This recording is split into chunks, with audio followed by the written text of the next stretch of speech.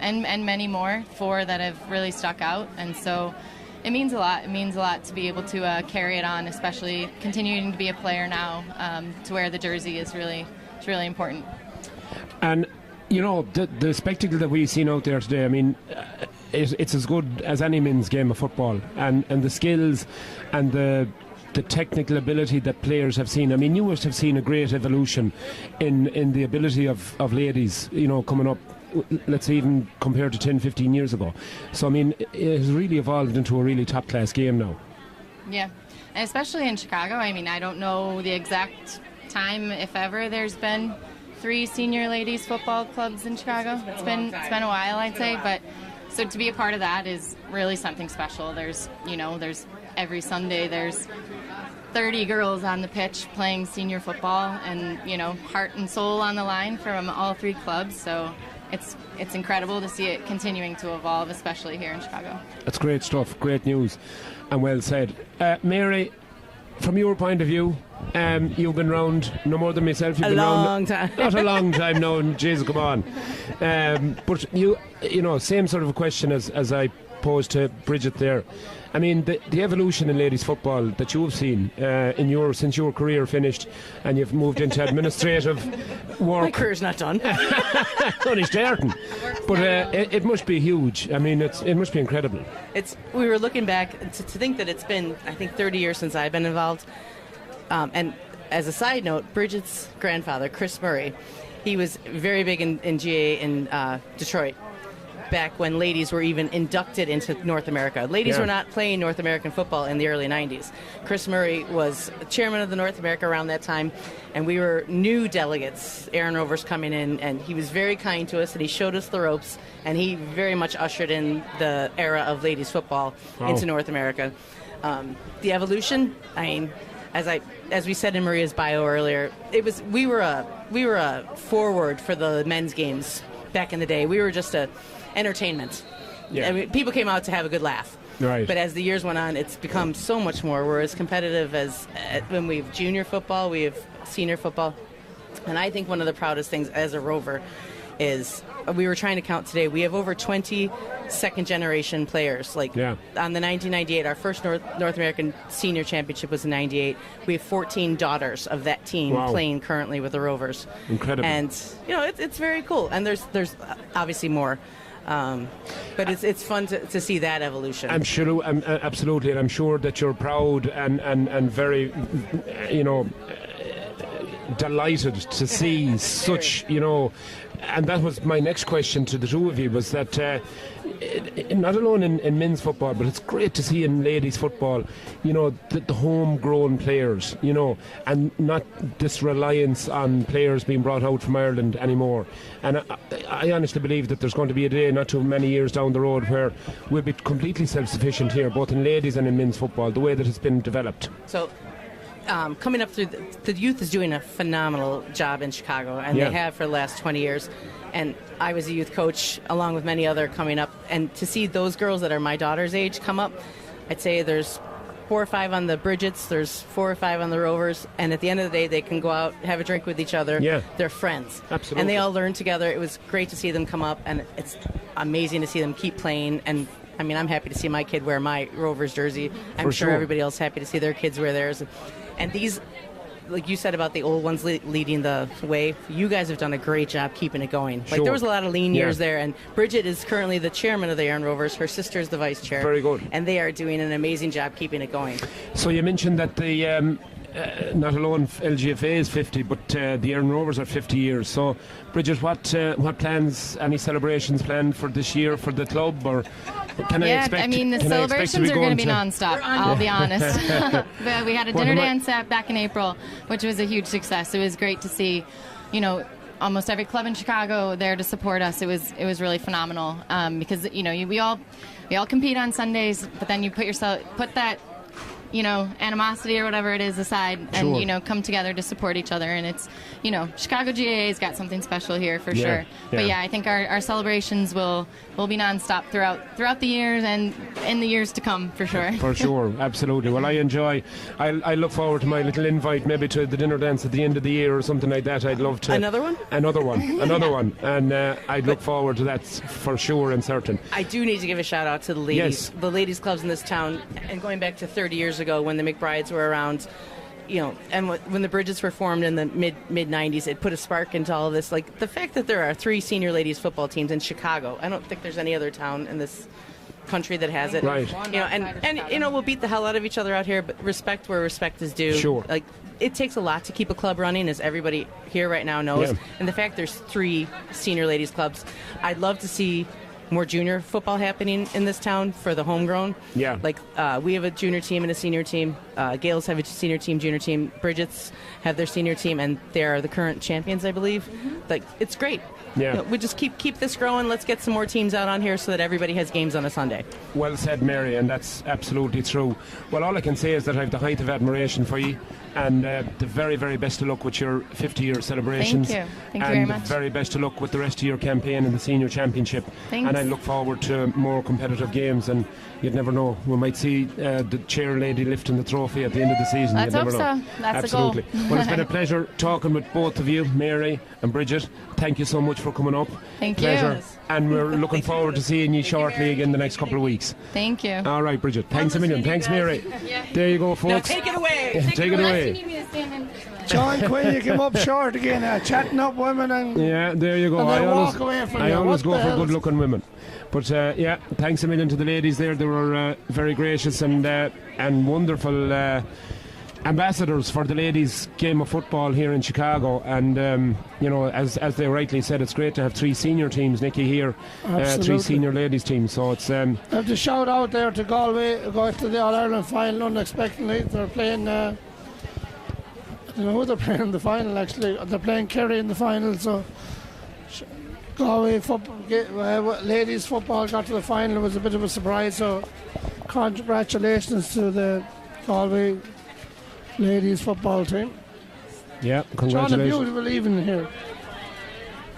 He has his first drink of the day, his I had, high noon. High noon. You're yeah. normally drinking at noon, now you're drinking No. at high noon. That's High noon, yeah. It is a beautiful evening now, but when we got here first at 12 o'clock, 11:30, 12 o'clock today, it was extremely humid for the first couple of games. I thought the ladies' game in particular, and the first hurling game, it was very hot and humid, but there has a little bit of a breeze picked up here in the last hour or so, and it has taken that humidity out of it a little bit, so it's a little bit more tolerable, a little bit more comfortable. And Nicky, we have a final game of the afternoon here, the final game of the weekend. It's a senior championship match between the Wolf Tones in blue and the Porrick Pierces in green. This is going to be a cracker, I'd say. This is going to be, if the Tones win, they're straight through the final. The Pierces, they're still in it, but they need a win will bring them through as well. Will probably knock out the other team I won't mention. But yeah, absolutely. But it's a huge game in the context of the Chicago Championship, as the Tones win the throw-in with Jonathan Lynham, the Westmeath man, getting it down inside there, and it's straight away an opportunity for the Tones as Chocolocco, the Kerry man, gets possession of the ball and he's fouled, and he's down. Hopefully he's going to be okay. Micheál Burns, the man from Killarney, Dr. Crokes. The finest man that ever came out of Killarney, so he reckons himself. Absolutely. I'd find it hard to disagree with him. Fine footballer, Micheál, and a lovely fella. He's going to take this himself just on the edge of the D, right-footed. In she goes, and up she goes, and straight over the bar. His actually girlfriend came out from Ireland last Monday or Tuesday. We haven't seen her since. Yeah, And if we haven't seen him, he's in hiding since. So he's keeping her under wraps for sure, as the quick kick out is taken. Emil Wallace gets it, the man from Ratoath in County Meath. Hopefully his mum and dad and family are all listening in. here we go again. And here we go. We'll have to give them the shout out as the Pierces try and build from the back, and it's Darrell McElhinney, and he's banned back to his goalkeeper Jack McCallan. McCallan now telling his players to make an effort to come looking for the ball, as Cahill O'Biugly gets possession and loses his footing and gets it back to his full-back, McAleeny. Nice interplay there from the Pearses as they cut through the Tones defence. Ball guts inside there to Colm O'Reilly. O'Reilly, the Leitrim man, surrounded by 3 Tones men, gets it back to the safety of his midfield partners. And eventually to Jack Savage, the man from Kerry, over to O'Biugly. O'Biugly now prepares to wind up for the shot, and it's in and it's high and it's over the bar, over the head of Paddy Degnan. That's an excellent score there. That's a good score, is right, from the Pearses. Savage is playing. He didn't play that. He didn't start the last 2 games. He'll be a big addition to the Pearses. He's starting today. Big addition is right, as the number 10 for the Pearses, Jack Savage, gets to know Jake Rispin, as the Tones go with the quick kick out all the way over to Collie Murray. Collie, the man from Mount Bellew, teaching in Claregalway with a little hitch kick like a rugby player, gets it off there to Kevin O'Sullivan. O'Sullivan now gives a nice right-footed pass down along, and look at Burns out 5-6 yards in front of his man. Burns very difficult to mark, he's full of pace, this lad. Gives the ball over there on the far side of the field, but it's dropped, but does well. Burns gets it back and now goes back to the safety of O'Sullivan. Kevin O'Sullivan now with the ball in the middle of the field as Paddy Dunnigan wanders up into that Pearse's half, and here's Dunnigan, the goalkeeper from the Tones, gives it back outside to the Kerry man, but that's a terrible wide there. Aaron Lynch, in fact, and Aaron's shot off the left foot drifts harmlessly out to the right and wide. Dunnigan reckoned last week when that he didn't venture out to the goals because he wasn't needed. So obviously today he thinks he's needed. So yeah, here comes DJ Early, the man that scored the winning goal there against the McBrides there 2 weeks ago. Delirious celebrations after that goal was scored, rightly so, because it put the Pearses right back into this championship. Early with it again, Killian Falvey now across to his midfield partner Oisin Martin. Martin now gives it off there, and the Pearses look for their second score. This one is kicked in and straight over the bar. That's a very good score there from Jack Savage once again. The number Savage 10 has been the standout player, in fairness, when he's on the ball. Yeah, he's difficult man to mark, difficult man to stop, as himself and Jake Rispin are having a big duel there. Jake looking for the quick kick out, and will get it this time out there on the far side of the field. Rispin, great player this lad. Here's the man from Boyle, he's built like a brick house. Jaqueen McKeown gets it back. McKeown now looks up and sees Aaron Lynch making a move. Lynch gets the ball out in his own 45-yard line. McKeown is available again. McKeown takes it back, looks up, doesn't see any help, decides to go across towards Burns. Burns now tries to go inside the defence, blocked off. Back again it comes to this side to the number 10, Owen Cleary, and the Clare man, who must be the proudest man on this pitch today after his brother. His twin brother became an All-Ireland today. Fair play to him. Won an All-Ireland with Clare hurlers today. A fantastic result for the Cleary family, and our best wishes to them if they're listening in, as the Pearses go on the attack once again with Savage. Savage finds a lovely ball inside to Dennis O'Callaghan. O'Callaghan now has gone inside the cover, gives a nice pass across the field there into Riley. Riley back across the goal again it comes, but slightly misplaced, and the referee blows his whistle and decides it's going to be a free into the Pearses and a chance for them to increase their lead to 2 points. The Pearses come out of the traps, in fairness, and they've been very impressive in the first 3 or 4 minutes. Easy opportunity for the man from Leeds, from Colm Riley, with this ball. Probably to have the simplest of tasks here. He kicks it over the bar, and that's a 3 points to 1 lead for the Pearses.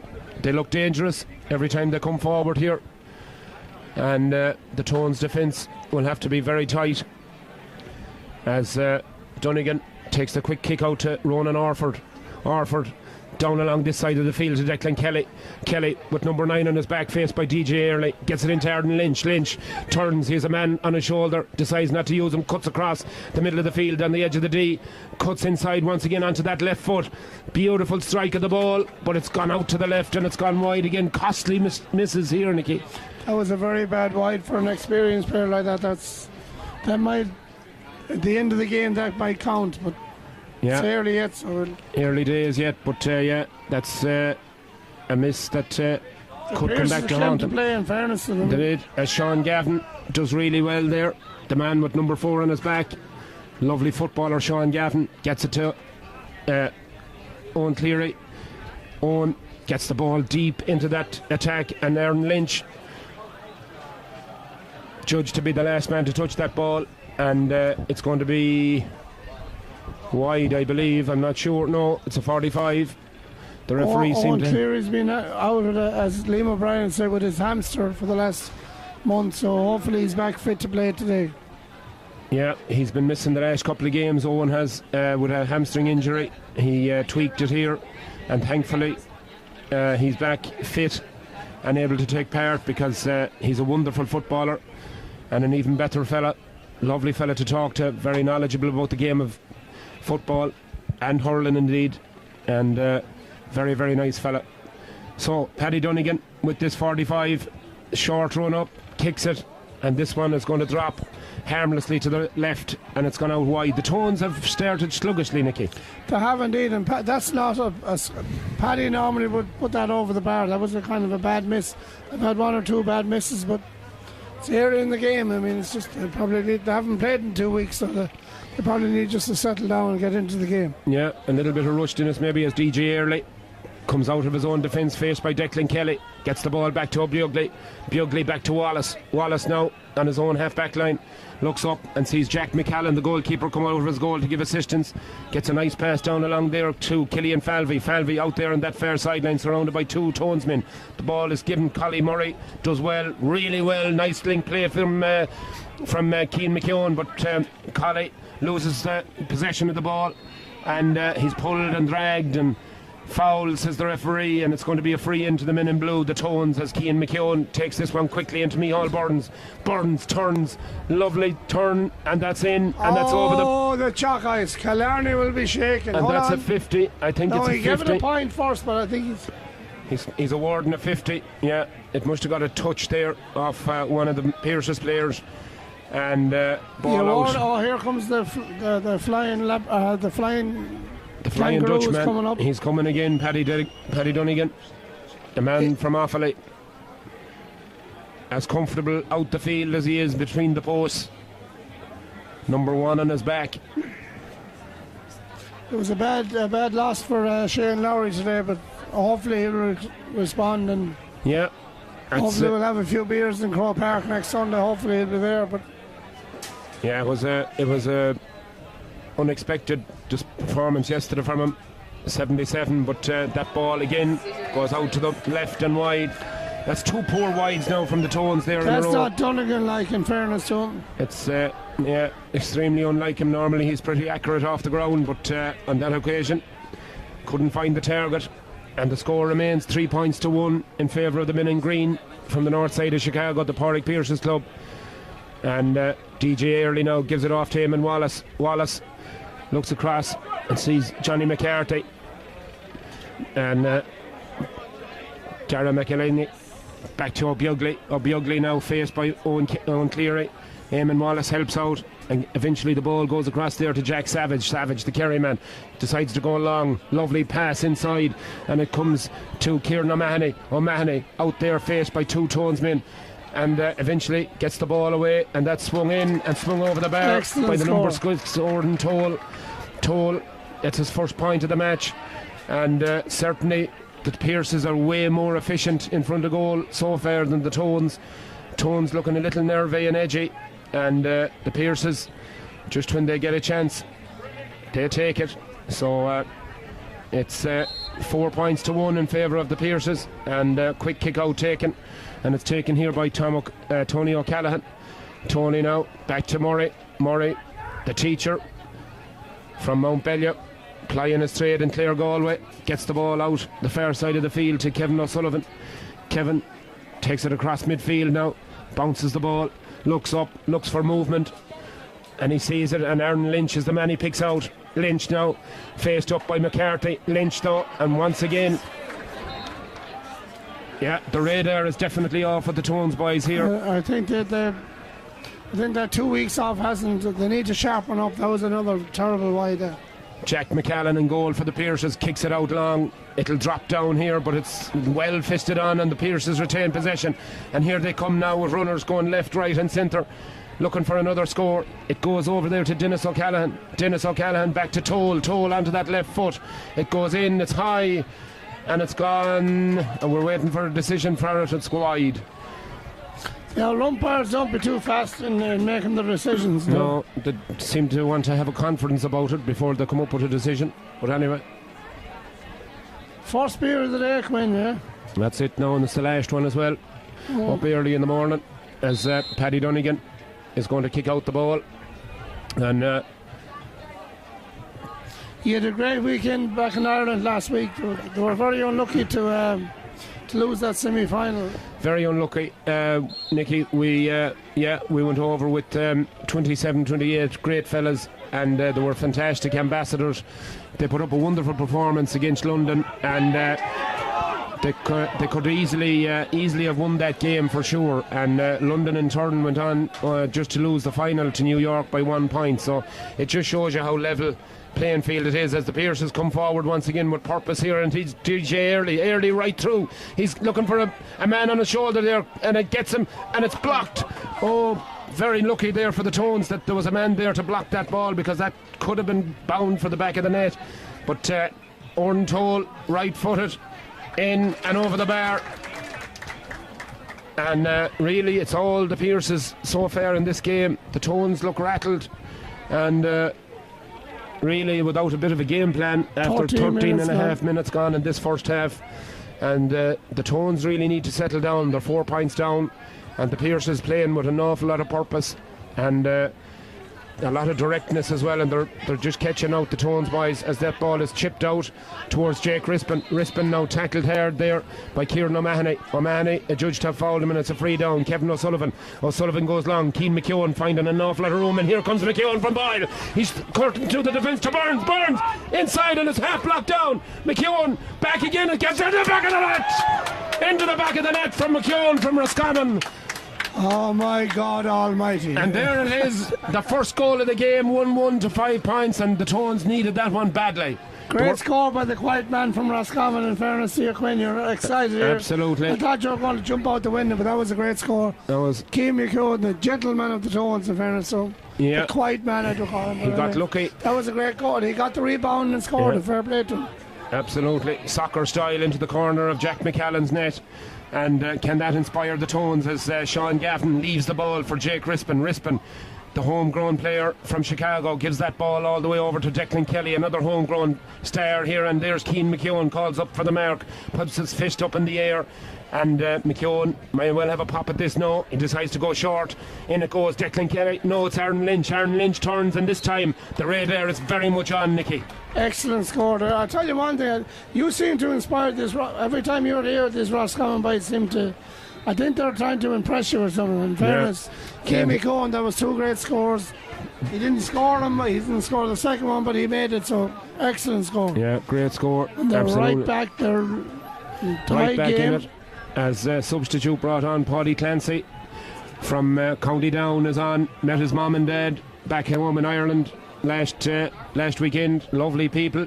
Hopefully you're watching in, and a big shout out to the Clancys from County Down, and of course the Orfords as well. They're all related, and we had a great time back in Dublin there, the games last weekend, and absolutely, Nicky, it was a great time in Dublin, and we certainly wish Galway all the best in the final next week. I know you're going home for it on Friday, so hopefully it'll be. God, anyone that has an All-Ireland ticket now, give me a shout. Yeah, as the Pierces now get that ball out from the danger zone, and Cathal O'Bugly gets the ball away to Orton Toll. Toll low in towards Colin Riley, but the bounce deceives him, and Tony O'Callaghan goes back and settles it all down, gains possession, and gives a nice little pop pass to Collie Murray. Murray now down along that far sideline to Declan Kelly. Kelly now, lovely pass into Aaron Lynch. Lynch, the speedster here with 13 on his back, faced up by Orton Toll, gets past one man, gives it to Declan Kelly, the flyer. Declan Kelly, oh, I don't know, he should have probably held on to it. Great defending there by the Pierces. Yeah, they surrounded him, but I think he was probably better off if he held on to it and either tried to fish it over. He tried to give it to Cian McKeown on his inside, and I don't think the pass was on, to be honest with you, as we have an injury to one of the Pierces lads down here. Is it Cathal O'Bugly, I think? Exciting game, John. Very exciting game, yeah. It's played at a great pace, and it just shows the conditioning of these players. That's absolutely fantastic. What do you mean you out there? Oh my God, I'll tell you, the ambulance will be called at this stage, as Cathal O'Bugly is thankfully up on his feet and fit to continue, but he makes a mess of that ball and it's caught, and it's free straight away. Surely Aaron Lynch though falls, and the referee is going to call it back here because there was no advantage accruing, and Jonathan Lynham put the pressure on Cathal O'Bugly there, and Lynham, the man from Westmeath, he was fouled, pulled and dragged, and Martin Delaney said, I'll give you the free because no advantage was accruing, and Mr. Dr. Crokes, Micheál Burns, the man with the ball in hand, will attempt to put this over from about 35 yards out, just to left to centre of the goal. Here he comes, strikes that ball as it curls beautifully on the breeze and in and over the bar. That's a point from Burns, and it's a nice score, and it's 1-3 to 5 points. The Tones hit the front for the first time. Burns played 2 minutes in All-Ireland final in 22. Well, he reckons he played half an hour, but I never checked it out. I think it was actually 25 minutes now, in fairness. We'll give him that, yeah. The Pierces come forward. Eamon Wallace, the Ratoath man, up there beside Fairyhouse Racecourse. Many's the day we were in it, many's the dollar we lost in it, but we had fun doing it. As the Pierces now come on the attack here, and it opens up for them, and that ball goes in, hits the post, and the Tones get away with it, dodge a bullet there. And fair play to Tony O'Callaghan, he was alive to it, and Jake Rispin absolutely flying down that far sideline. Rispin takes that ball on, looks for support, he sees Burns making the move. Burns out in front of his man, not for the first time, takes him on, goes past him, and the fullback tries to pull and drag, and that's all he can do. And Dara McElhaney is in serious trouble, Nicky, with Micheál Burns' pace. Burns' pace, you can see his county class, in fairness, that shows up. I'm waiting to see the player that's coming off. It's indeed Cathal O'Bugly. Cathal obviously feeling the effects of that injury he sustained in the first half, and as a precaution, I'm sure the Pierce's management decide that discretion is the better part of valour, and Cathal is replaced there by Sean Hannafin, an able replacement, as the Tones come raiding once again as the ball crosses a halfway line, and it finds its way to Micheál Burns, and Burns once again goes on the outside, and this time Aaron Lynch supplies the help, gets it across to Lynham over to Declan Kelly now thinking about the shot, decides against it, gets it outside to McKeown off his left foot, chips it high and chips it outside that left hand upright and out to the left and wide. That looked like a score to me, but yeah, the umpires seemed to both agree. They were reacted pretty quickly. It was close, I'd say, but nonetheless it's signalled wide, and Martin Delaney does not record it, so it's no score as the ball is kicked out once again. Lovely accurate kick out finds Jack Savage, the Kerry man. Ball is pumped in long in towards Colm O'Reilly marked by Tony O'Callaghan. That's a famous duel going on here between the two, forward and back. Comes back this side to Savage, lovely dummy, buys two of them, and there's a man free inside here, could be a goal opportunity. Here it comes, off the crossbar, out again, into the back of the net. Ball falling just perfectly there for Kieran O'Mahony, and O'Mahony from point blank range made absolutely no mistake, but Jack Savage, the number 10, is down on the ground and requiring attention, so this will be a huge worry for the Pierces as that goal goes in, and it gives them a 2-point lead here, 1-6 to 1-4. Excellent score there. It was a very good score and really well worked. Started by a Kerry man and was finished by a Kerry man. Finished by a Kerry man. Excellent score. As they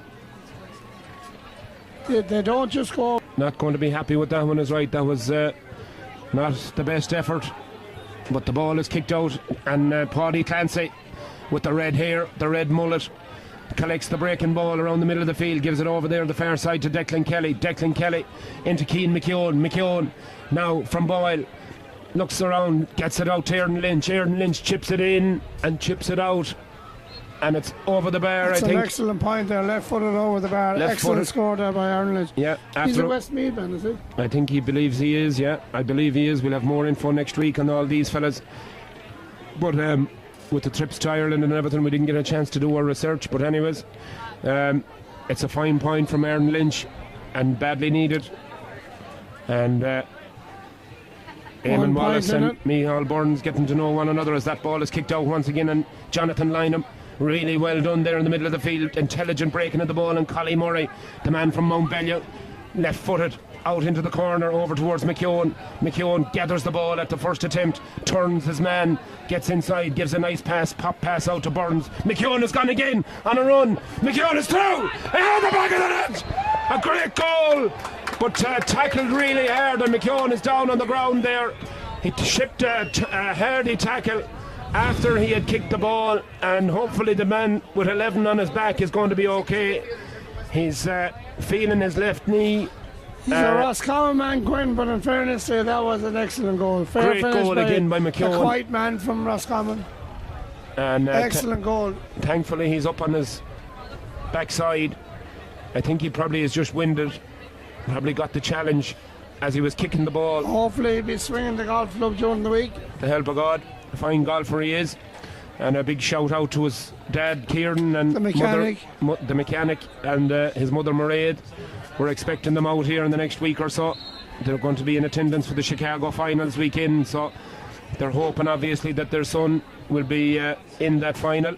And of course, as a reminder, if the Tones win today, they will appear in that final. They'll go straight through to it, and that's certainly a day that we all look forward to as finals day here in Chicago. It's a wonderful occasion, and some great memories of the past. And some great Dunnigan across to Cian McKeown. McKeown has men inside. He gets it to Sullivan. Sullivan outside to Donny, to the man from down, Paddy, and that one is gone out to the left and it's gone wide. Paddy Clancy. Sorry, I couldn't think of Clancy. Great build up but a bad finish. Bad finish there. Build up promised an awful lot, but unfortunately the finished product was not there, and the score remains 2 goals and 5 points to 1 goal and 7, 11 points to 10, and Jack McCallan is going to be penalised here by Martin Delaney, and Martin, not for the first time, he's dead down and goalkeeper's wasting time, and it's going to be a throw ball. So we'll see if the Tones can capitalise on this mistake by the goalkeeper as the Tones go in there, and Jonathan Lynham gets a hand to it, comes down to Declan Kelly, being followed by DJ Early. Out it goes to Michal Burns. Burns is, loses possession, and it's on the ground back there, and it's a tug on one of the Pearses players, and it's going to be a free out. A free out to the men in green as it's taken quickly, and the referee says, come on, get on with it. As the Pearses build from the back, and the goalkeeper, Jack McCallan, is out of his goal, and he's on the halfway line. And he's looking for support here, and he gets it on his outside by Kieran Falvey. Falvey taken on by Collie Murray. Falvey though turning and twisting, trying to get inside him. Manages to get inside him, gets away from him. He gives it off to O'Mahony. O'Mahony right footed in, and that could be the one that ties it up. In fact it is. 1 goal and 8 points to the Pearses, 2 goals and 5 to the Tones. It's a drawn game, 11 points apiece, as these two protagonists slug it out like a pair of heavyweights in the middle of a ring here in Gaelic Park in Chicago, as the sun retreats into the west and the cool of the evening descends upon us after a very warm day here on the southwest side of Chicago. The Tones, the men in blue, look to build once again from the back. Tony O'Callaghan looks up and he sees his goalkeeper Paddy Dunnigan free on this side of the field. He strides forward with a bit of purpose, gives it to Jake Rispin. Rispin back to Dunnigan. Dunnigan has Kelly. He's got Aaron Lynch. He chooses to go with Lynch. Lynch turns and twists, tries to get onto that left foot. Back to Dunnigan again. Dunnigan back to Rispin. Rispin outside to Lynham. Lynham now lines it up on the edge of the D, right footed in, and it's gone in and over the bar. A great score from the Westmeath man. Beautiful there, Nicky, from Lynham. Excellent score, excellent build up. We're into injury time here, so I want to give a shout out to the McBrides there, and Corbett there, what's his first name? Sean Corbett there. They won today, so he was texting me there. So they won the intermediate game, so Sean Corbett works for Guinness, so you have to give him a shout out there. Yeah, Sean, good lad from Tuam. Cracks as a pot. Absolutely. Nice fella and great character. And that ball is squirted out over the sideline, and it's going to be a line ball. Eamon Wallace playing keep ball with it, but eventually drops it into Owen Cleary's hands. And the man from Clare, the Garda from Clare, encouraged on with it by the referee, and that ball will break nicely to Declan Kelly. Kelly finds himself in a bit of space here. Lovely little improvisation there from Kelly. Gets it on to Sullivan. Sullivan off his right foot, and that ball goes in, and it's gone. The umpires are going to have a meeting about that one, and they're going to have to come to a decision about it. And I think, yes, he's gone for the white flag, and up she goes. It's a point for the Tones, so they go into a 2-point lead. 2 goals and 6 points to 1 goal and 8. In fact, I think that might be 2 goals and 7 if that ball is over the bar, I think. Yeah, 2 goals and 7, that's 13 points to 1 goal and 8, 11. So it's a 2-point lead for the men in blue as they take their half-time break. And after a pulsating 32 minutes or so, Nicky, the Tones have a 2-point lead, and they're probably just about worth it. Just about. Well, in fairness, the Pearsons, they've hung in there, but the Tones really haven't turned it on yet, I think. So excellent game, good exciting football, 2 points in it. So as the old cliche says, it's still in the melting pot. So absolutely, it's still in the melting pot, is right. And it's an entertaining game of football with 2 very, very good teams. But a victory for either would mean a huge boost for them. Obviously, a victory for the Tones sees them directly into the Chicago final. A victory for the Pearses sees them right back in that mix. Not that they're out of it by any manner or means. So it's an intriguing second half with 2 points between them, and it's going to be entertaining stuff. I think a in win this for the second half. Pearsons would bring them into the semi-final, right? I think as you say in America, semi-final. So I think it'll be right wide open if the Pearsons win. If the Tones win, they're straight into the final. If the Pearsons win, well, then it goes to the next game. I think next round of. Yeah, I think so. I think that's the way it goes. But obviously, it's going to be a big. It's a big deal for both teams to win this. It'll mean respite for the Tones, obviously, but be a huge victory for the Pearses. And it's, as I said, an intriguing game and an intriguing second half that we're being faced with. So we'll take a quick break here, just to mention on your screens. Mary has put up a little caption there of a fundraiser that's being organised at the moment. It's for a Kerryman, very famous Kerryman around this town, Seamus Moriarty, and there's a picture of himself and his beautiful daughter Victoria on your screens right now. And recently cases like this, and it's been really tremendous generosity so far. So we wish Seamus and Victoria and all the family the very, very best in the coming months, and we wish Seamus a very, very speedy recovery, and hope to see him out and about in the coming months. And as I said, any donation that you can make would be really, really appreciated. I want to give a quick shout out to a man I met in the Palace Bar in Dublin last weekend, Alan Brown from Tuam. I said I'd give him a mention, and his 2 lovely friends that was with him there, and he wanted to say hello to all the shams around Tuam. So Alan was a great old character. He wanted to buy me a couple of shots of tequila. I said, Jez, you're the first Tuam man I ever met in a pub in Dublin that wanted to buy shots of tequila. So fair play to you, Alan. We had a couple of minutes great old crack there.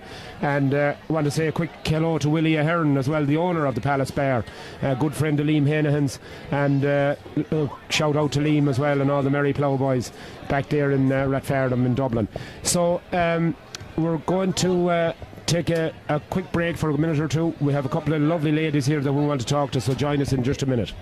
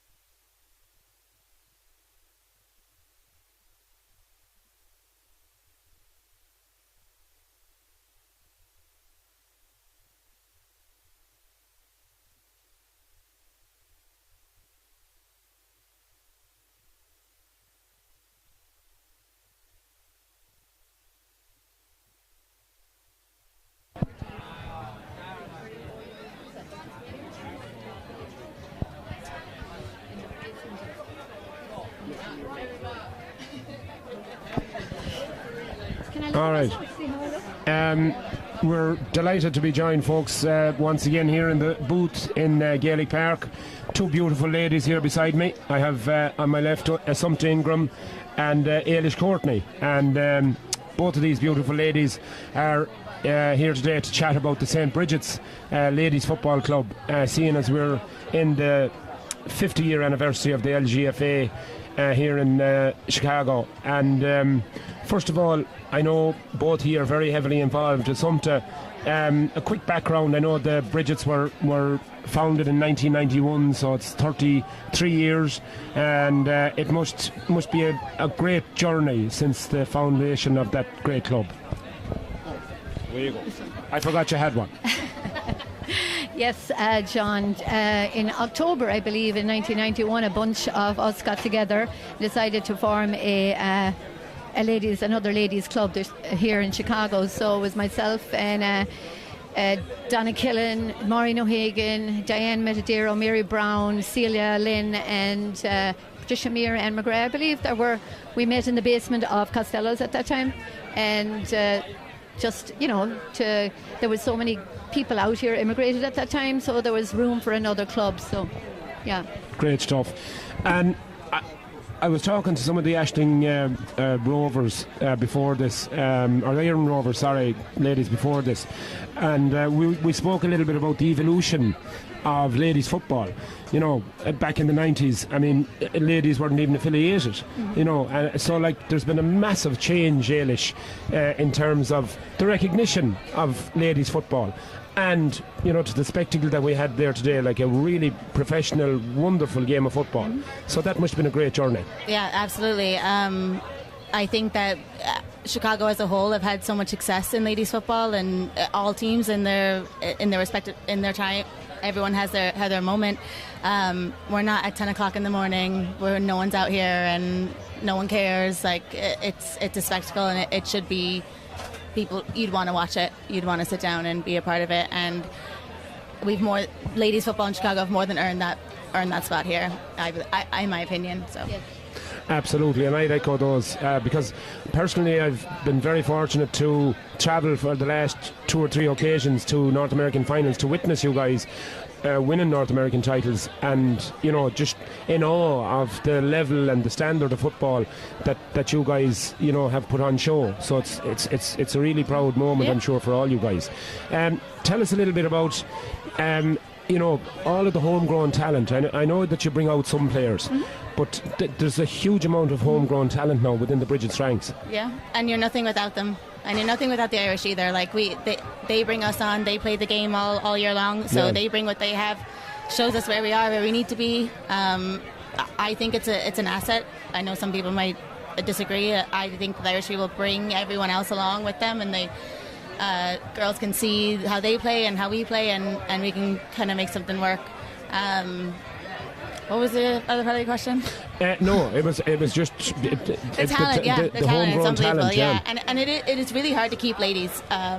You might get a few years, you might get that, especially when there's not, maybe they didn't come up through the youth, maybe someone brought a friend of a friend or whatever, and they love it. Yeah. But you still can regroup. Then you can kind of have a summer, and then you can go home, and you're ready. Refocus. You're ready for that, and that's what we want. Yeah. Like, you know. Yeah. That was very evident, I think. Just it's an interesting point that you made, because I know I didn't speak with him, but I know I spoke to a couple of players that was out there, and they said like the experience out here just brought them on so much, and they took so much out of it. So, you know, but ladies, we could speak all day, and the match is back on a bit quicker than I thought. So, Assumpta, thank you so much. Thank you, John. And Ailish, as always, thank you so much. Thank you. And the very, very best of luck with the rest of the year. I'm looking forward to the Bridgets and hopefully seeing you in the North Americans again. Yeah. Thanks a million, ladies. All right, lovely to talk to the two ladies there from the St. Bridget's GAA LGFA Club, and two wonderful ambassadors for ladies football here in Chicago. And it's really going to be an exciting year for them. As they said, 3 senior teams in Chicago this year, for probably the first time ever in North American history that you have 3 senior ladies teams in a city. So exciting times, folks, for the LGFA here in Chicago. It's 50 years old, and they deserve all of the praise and all of the plaudits, and as the Pierces come through here, and that's in the back of the net, and in it goes there. The Pierces get a second goal, and it seemed to come from an error there. I don't know, was it a kick out? I just missed it, Nicky. I missed it. That was, as I do call it when I miss something, the blind spot. I missed it as well. So yeah, it seemed to be Killian Falvey that applied the finish there, as Paddy Dunnigan was caught out of his goal, and it's brought the scores. I'm hoping to have a beer with Dunnigan tonight, so I'm not going to say that he was out of his goal. So I'm not going to say that. Well, he certainly wasn't in the goal anyway. But anyways, the ball is kicked out, and Keane McKeown gets the goal side of his marker as the Pierces backtrack as quickly as possible. McKeown goes through. This fella's very hard to stop. McKeown has to turn back, gives it to Burns, the Kerry man, looking for a score here to bring the Tones back within a point. Back to McKeown. McKeown now right footed, in it goes. Oh, that's a great score from the Roscommon man. Fair play to him. I hate to say it, but it's the Roscommon. That's an excellent score. Right footed straight over the bar. Excellent score by Keane McKeown. You should have had him in Croke Park against, who'd you play again? I can't remember. Armagh. Yeah, I'm afraid. The less said about that game, the better, as the Pierces get the quick kick out, and they get motoring down along this side of the field with Johnny McCarthy. McCarthy pushed in the back there, and it's going to be a free in. Declan Kelly, the guilty party there, and Jack Savage with the ball, looks up, looks for the runner, and it's Kieran O'Mahony. O'Mahony now trying to take on this Tones defence. Gives it off to Savage. Savage faced up by the Clare Galway man Collie Murray, but a lovely little dart and bounces the ball, and it's going to be a free, and Savage is fouled, and it's going to be a easy score, you would think, for the Kerry man, as there's an injured Pierce's player on the floor over here, as Martin Delaney comes back, and I think he's saying to them that if he's injured he needs to go off the field, but he's not able to get up just yet. In fact, he's up now. It's Johnny McCarthy, who shipped a couple of hefty tackles as he was bearing down. Recovery. Yeah, as he was bearing down this sideline, and we can resume with this free kick for Colm O'Reilly from Leitrim for the Pierces, and this is to stretch their lead back out to 2 points. Some fellas just have to run across the field, jumping over the fence. Some scour bag, whoever he is. Over she goes, and we have, I don't know, would you call him a streaker? I don't know what you'd call him. A wanker, maybe, no? Anyway, he's running off the field into the corner, throwing a hurley, and then going back to get it. We shouldn't even mention that clown, whoever he is. On we go with the game. It's 2 goals and 8 points for the Tones, 2 goals and 10 for the Pierces, as Paddy Dunnigan, the man from Offaly, kicks it about long, beautiful arrow-like pass out to Paddy Clancy. Clancy, long fisted pass to Micheál Burns. Burns across the field to McKeown. A great catch from McKeown. Burst past 2 men, and he's pulled and dragged, and Martin Delaney says that he was pulled once too often, and it's going to be a free into the men in blue, and this is going to bring it back to a 1-point game. And if you weren't watching this game live, and the man is from Roscommon, in fairness, McKeown is having an absolute excellent game, as clearly left-footed over the bar. Over the bar it goes from the man from Clare. The Tones now increase their scoring to 2 goals and 9. The Pierces 2 goals and 10, so it's a 1-point game as the Tones push right up on the Pierces and probably force Jack McCallan to go along. Out it goes, out towards the middle of the field, and that is a foul on the Pierces man, and Sean Hannafin there, big man in the middle of the field.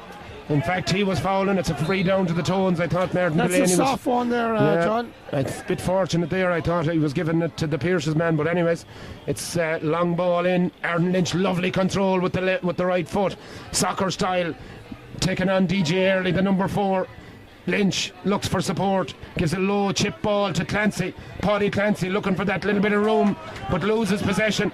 But Declan Kelly comes in with the shoulder, and it's unfair, said Martin Delaney, and it's going to be a free out to the Pierces. They'll be delighted with that because they were under pressure there, as Jack Savage, the number 10, clashes with Declan Kelly, gets his pass away to Dennis O'Callaghan. O'Callaghan back to Savage. Savage now turns and twists, faced by Collie Murray. On it goes there to Killian Falvey. Falvey faced by Sean Gavin, and also Collie Murray. Murray gets the hand in, and great defending there by the Tones, and the referee spots something there and it's a foul, and the Tones man is fouled, and the ball is kicked out quickly to Declan Kelly. This is non-stop football. Declan Kelly, Cian McKeown is absolutely unmarked in the centre of the field, but Owen Cleary doesn't see him in time. He'll probably get it now, but there's 3 men coming towards him. McKeown lines up the shot off his right foot, in it goes, over it goes. Beautiful score from the number 11 for the Tones there. Beautiful score from McKeown. Excellent score there, Quinn, in fairness to the Roscommon man. Excellent score. He's probably man of the match at the moment. Man of the match, I would say. He's well, you're going to give him man of the match. I'll give it to him anyway, that's for sure. No doubt about it. No point me putting up my voting care, because you know what, to be on it. The goalkeeper, Jack McCallan, kicks it out long. It comes down there too. Pearce's men go for it, and a shoulder there into the back, says the referee, and it's a foul on Sean Hannafin, a big man in the middle of the field there. Wins a free for himself, takes it quickly to him, and Wallace from Ratoath gives the ball down long, but it's going to fall to the Tones men. Tones defence is playing really well at the moment, and those 50-50 balls, they're winning them all over the place. Paddy Clancy gets it to Jake Rispin up across the middle of the field, being followed here by Colm O'Reilly down goes Aaron Lynch on the ground, can't retain possession. Riley picks it up for the Pearces and gives it off to him, and Wallace now gives it off to the fullback Dara McElhaney now goes on a run over past Declan Kelly, takes on Jake Rispin, but Rispin hand around the neck, and it's going to be a free down to the Pearces as Declan Kelly gets a bit boisterous there with the fullback for the Pearces, and Martin Delaney is going to go in there to try and calm the situation down, and he tells the Pearces boy to calm down and go back and go away from the situation, and he's calling Jake Rispin to him, and I think Jake is going to be the beneficiary of a yellow card. It was a high tackle, no doubt about it, and I think Jake is going to get the first yellow card of this particular game. Martin Delaney has the book out, and he's telling and explaining exactly to Jake Rispin what he done wrong, and just getting him to come back to make sure he has the details right. Very exciting game, John. Is that a black? That's a black card, I think, actually, Nicky. So the sin. One of them sausages I got from the girls over here. So sin bin for Jake Rispin, and the Tones now down to 12 for the next 10 minutes as Hannafin goes through and chips that ball left-footed in and over Paddy Dunnigan's crossbar, and that's the lead once again for the Pearces. 2 goals in 11 to 2 goals in 10 as the men in green hit the front once more. This is game on, and the Tones need to win this one. They need to the Tones now need show to character here and pull out a win, even though we're not biased. You know that, right, John? Yeah, as the Tones need to really step up now. They're down a man, and that can be energy sapping in these conditions, but fortunate that we're in the cool of the evening now here in Chicago, in the southwest suburbs of this great city, and a huge crowd of people here, and this is really ramping up to what's going to be a great crescendo in the middle of August for finals day here.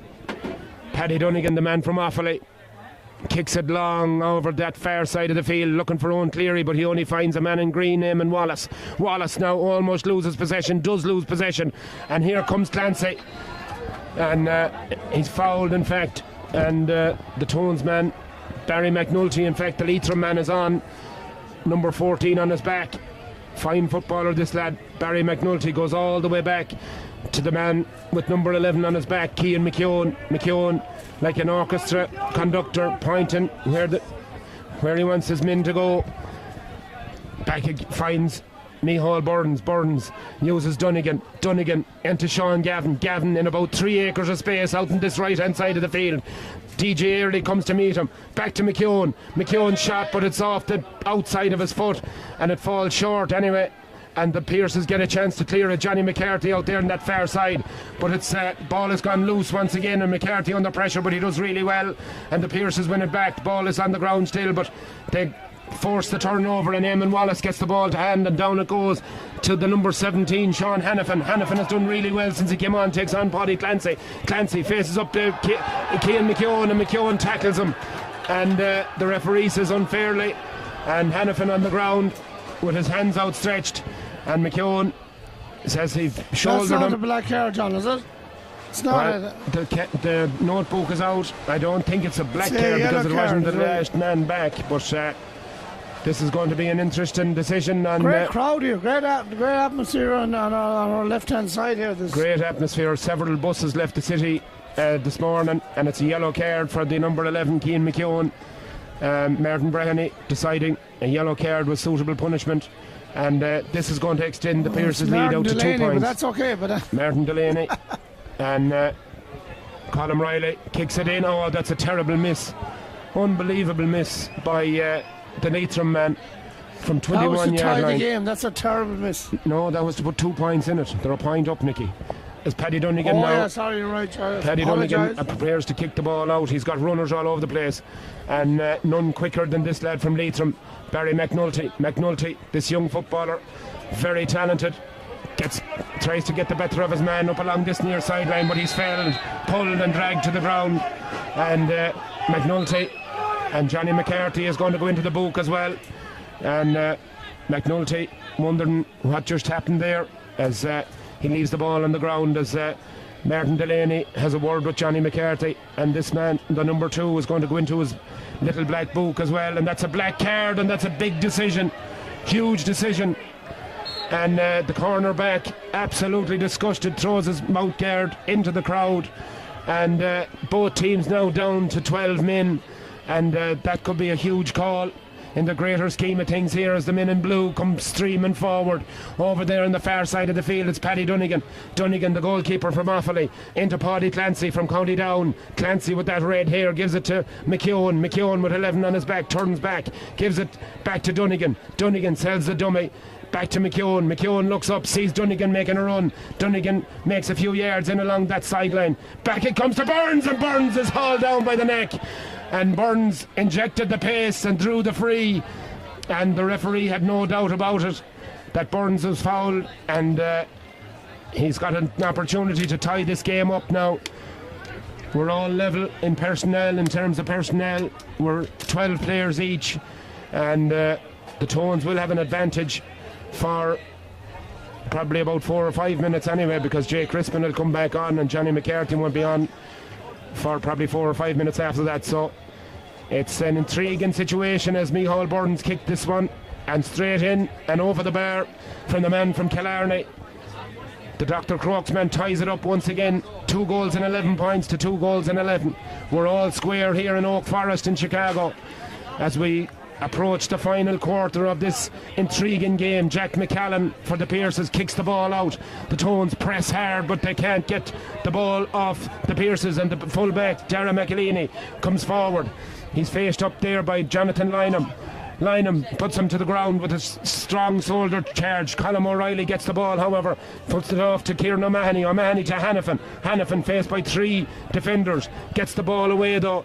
Out it goes to Orden Toll, and Toll swings the left foot at it and over the bar.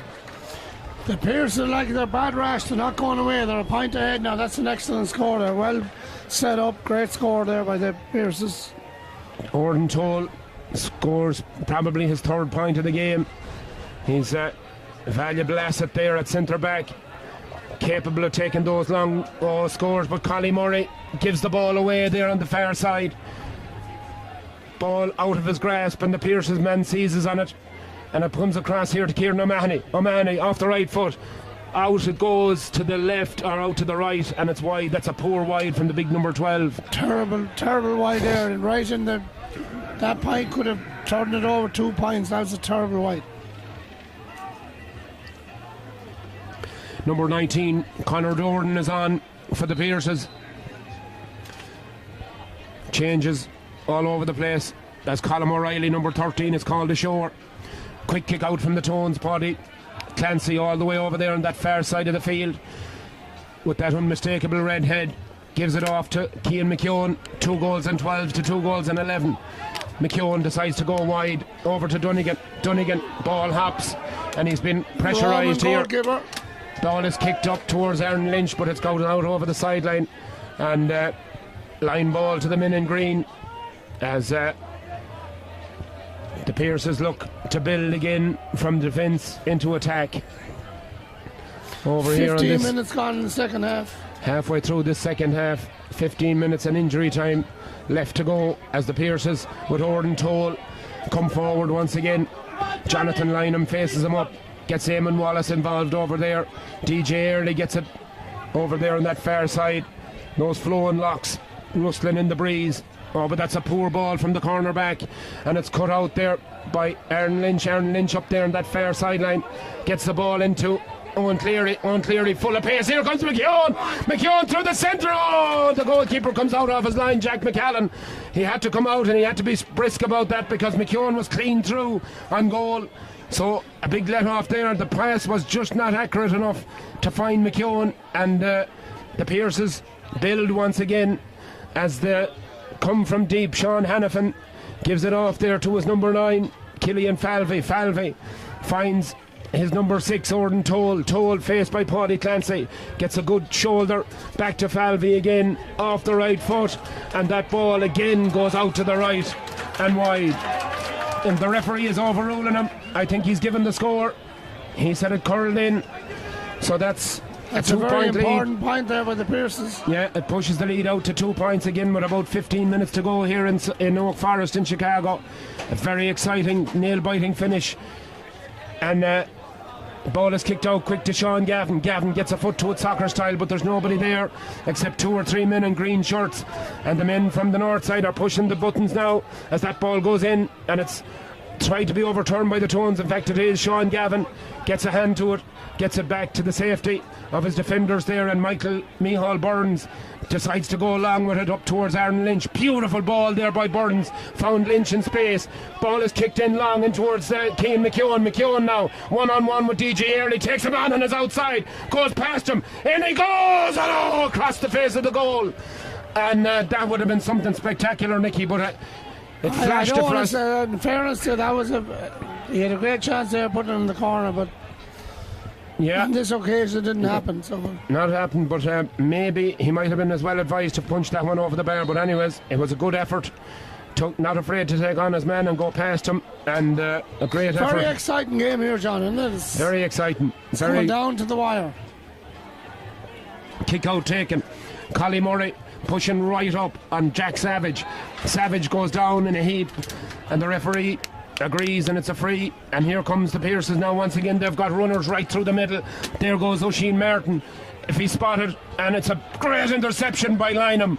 Lynham ran about 70 yards there to get that interception because Martin was through with acres of space in front of him.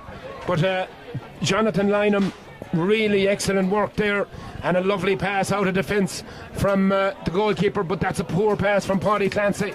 It's cut out there, and Hannafin tries to get the ball up. He does really well, gets around 2 men, 2 of the Tones men, and he gets support there from Orden Toll. Toll loses it momentarily, gets it back onto that left foot, goes for the big one, in she goes, high, and it's gone out to the left and it's gone wide. 2 points the difference.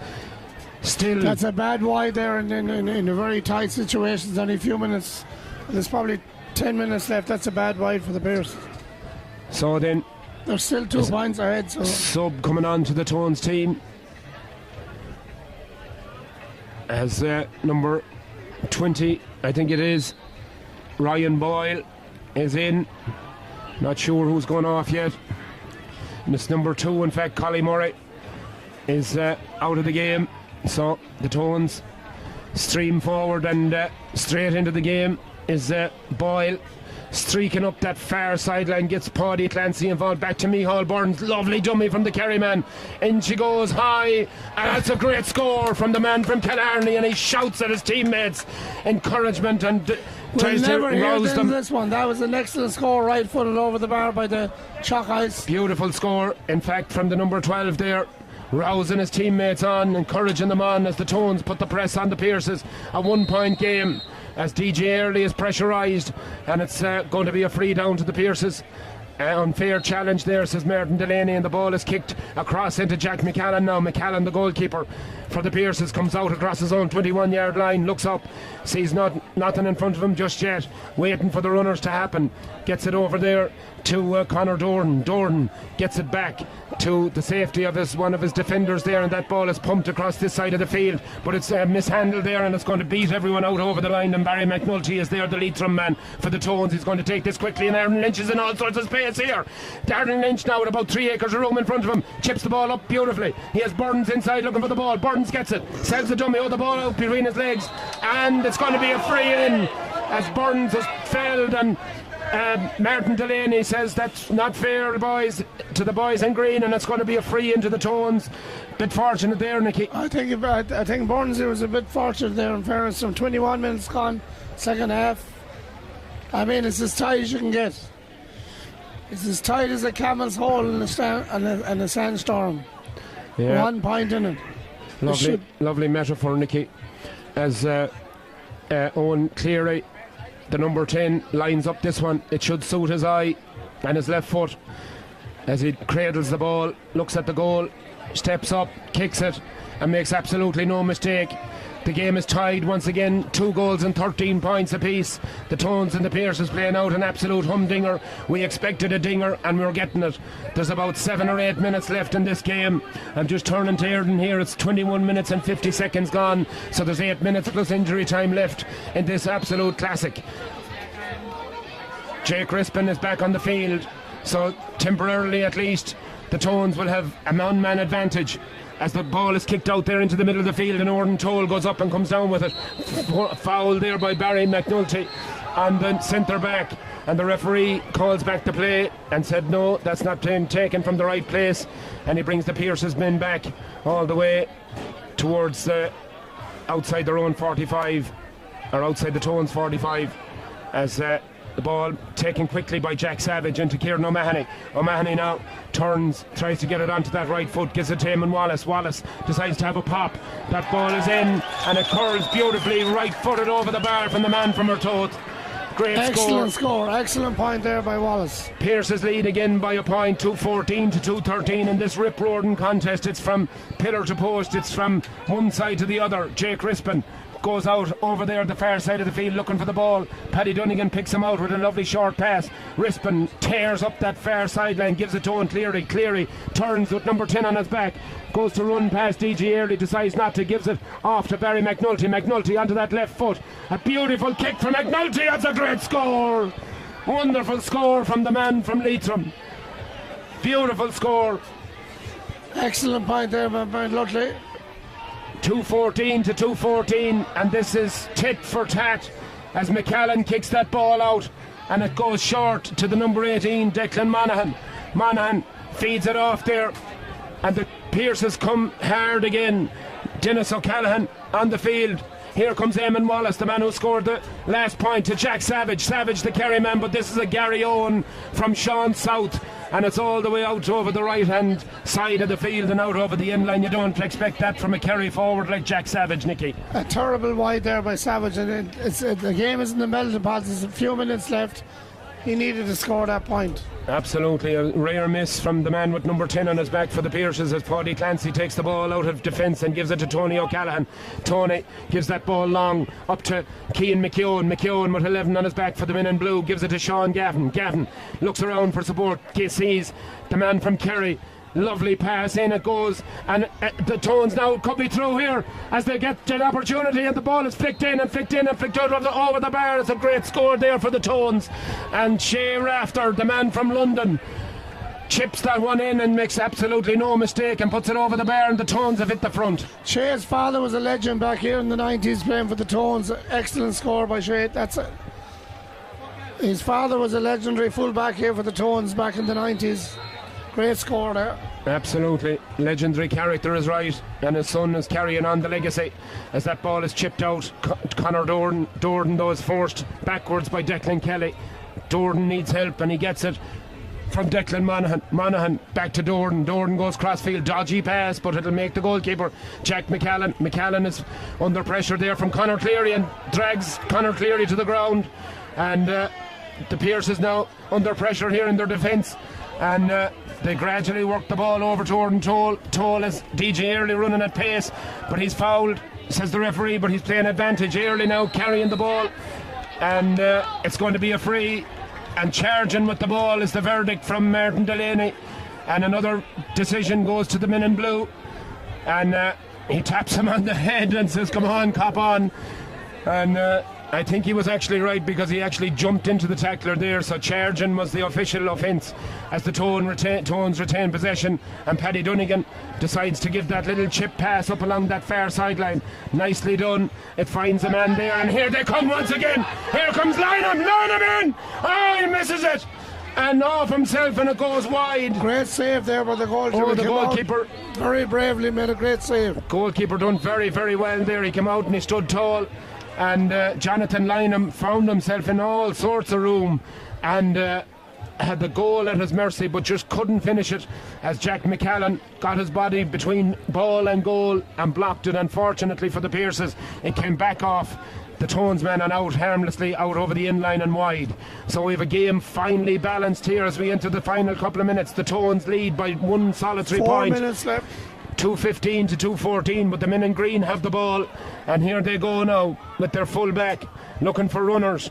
He finds a man around the middle of the field now, and Sean Hannafin with 17 on his back. He's been really effective since he came on. Gives it to DJ Early looks around him, looks for help, gets Eamon Wallace involved. Wallace now to Kieran O'Mahony tries to take on his man, but decides to go backwards again to Monaghan looks up, sees a man running. It's the full back is in the full forward position. Back to O'Mahony strikes it left, right footed, and it's in and over the bar, and that's the size level once again. Excellent score there.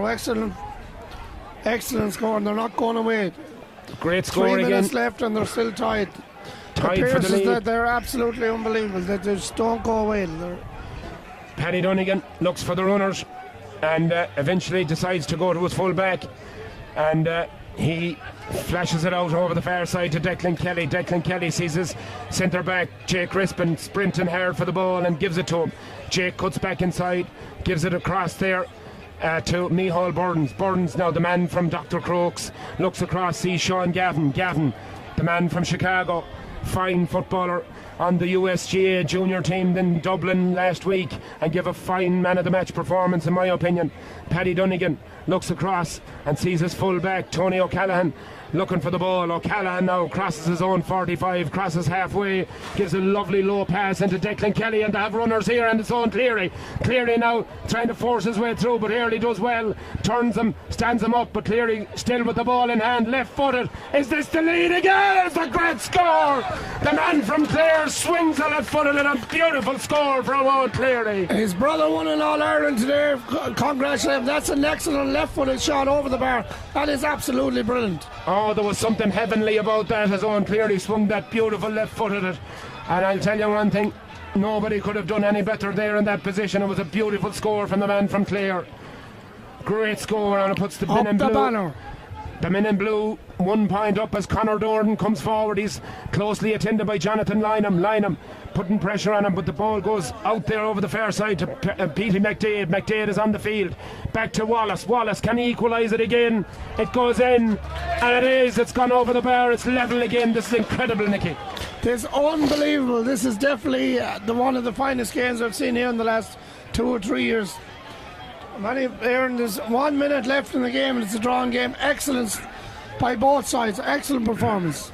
The Tones have it again after a short kick out, but O'Callaghan slips from his grasp, and he tries to pick the ball up, and Martin Delaney says he was fouled. Bit fortunate there. Tony let the ball spill out of his grasp, but he gets the free nonetheless. And Jake Crispin takes it over to the relative safety of Paddy Dunnigan, and Paddy Dunnigan injects a bit of pace now into it up this near side of the field, cuts back inside, crosses the halfway line, solos, looks up for help, takes the ball past 2 or 3 defenders. The ball goes across here, and it comes finally to Declan Kelly. Kelly, now can the Tones finally get this winning score? Possibly. It goes to Rafter. Rafter cuts inside. Can this be the moment? He gives it to Declan Kelly. Kelly across the score to McNulty. Into the back of the net, and a man from Leitrim. We can't be biased, but that's an excellent setup. What a team score, and what a team goal. An unbelievable goal, Nicky, wasn't it? Absolute excellent. We thought Rafter on this side, I mean, when he cut in and decided to go, he just went past them defenders like they weren't there. And that one is a huge blow to the Pierces here, but they have the ball and they have maybe a minute or so left in this game to try and mount some sort of a challenge as we go into the first 30 seconds of added time, whatever Martin Delaney decides to add on. The Pierces now playing keep ball. Eamon Wallace decides to go for it, but this one will not curl in, unfortunately for Eamon, and it goes out to the left and wide. Not exactly what the Pierces wanted at this point in time. The clock is against them. Going for a point. There was no need to go for a point there. They needed a goal, so to even attempt a point there wasn't a great decision. Interesting to see how long Martin Delaney will add on here. 3 points the difference. A crucial goal there late on in this game for the Tones as they come looking for an insurance score. Sean Gavin finds himself up across the halfway line into Pierce's territory. Looks up, sees Shea Rafter again. Rafter has played hell since he came on. Here he goes once again, taking on men and running past them. Gets it back there to Owen Cleary. Cleary now looking for another scintillating point. It's a great score. Oh, this is an exhibition, Nicky. Owen Cleary left-footed over the bar again. I mean, it's a great day for Owen Cleary. Probably a little bit sad because he's not back in Ireland to celebrate his brother winning the All-Ireland. But what a performance he's putting in here today. Unbelievable. Excellent. Unbelievable. And the Tones, if the score remains this way, will find themselves in their second successive county final, as the Pierces there out around the middle of the field with Jack McCallan basically throwing absolutely the kitchen sink at the Tones. It's kicked in short, but a great fist to it. But it only comes out as far as the Pierces, man. The Pierces now surely have to get a goal at least, if that's going to be enough. Monaghan back, gets the ball, goes in, a great block down, but it comes back again, another block down. Here they come, O'Mahony. Oh, great defending by the men in blue. Absolutely Donegan save, two great saves there. And heroic stuff. Heroic stuff by we might be sounding a bit biased here, but that's excellent defending there by the Tones. Great defending, and it's great play by both teams. Absolutely throwing everything at one another here. 2 minutes into extra time, injury time. Martin Delaney, I think, has signalled 1 minute left. So 1 minute as Paddy Donegan gets ready to kick this one out. It goes long down the far side of the field, and the ball, and it's Pierces that come away, but they're fouled, and they fouled the Tones man. I think there was a hand on the shoulder there by Monaghan, and it's a free down to the Tones, and that's a big decision for them here, because it means they can keep the ball and maybe even work another score as Micheál Burns gets that possession over to Shea Rafter. Rafter back to Burns. There's a man through the centre. It's on Cleary. Cleary, can he get 3 points in a row? Back again it goes, and the referee signals it's a turnover on Cleary. Thought he was out over the inline, and I think the referee is blown for full time. And what a great performance and a great game there. We were treated at 317 to 217. The men in blue Tones win this championship fixture, and what a championship fixture it was. A game for the ages here, and a wonderful advertisement for Chicago football as the Tones go on to appear in their second successive Chicago final, and a great boost for them there, and it'll give them a much needed rest as Jake Rispin out in the middle of the field being showered by young kids with water. And fantastic result for the Tones Football Club as they're congratulated by their opponents in the middle of the field there, and but deservedly so. I mean, Owen Cleary was absolutely outstanding in that final quarter of the game. He was unbelievable. Just the calmness that he exuded, and the scores that he took at vital times. And you'd have to admire the Tones. When the questions were asked of them, they came up big and they came up with answers. And fair play to them. The men in blue go on to their second successive Chicago final, as the crowd, this very sizable crowd here today, begins to disperse, probably towards the patio area and the bar.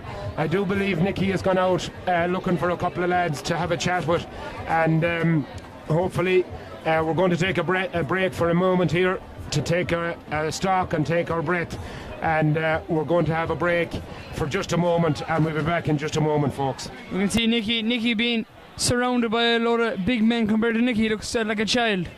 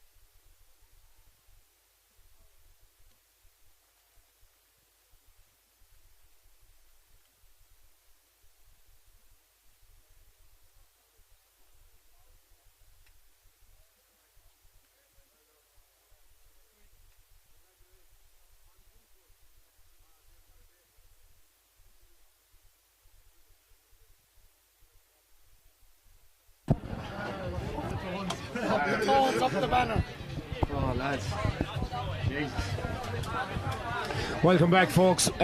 We're just joined here, delighted to say, in the booth by two fine tonesmen, one from Roscommon and one from Clare.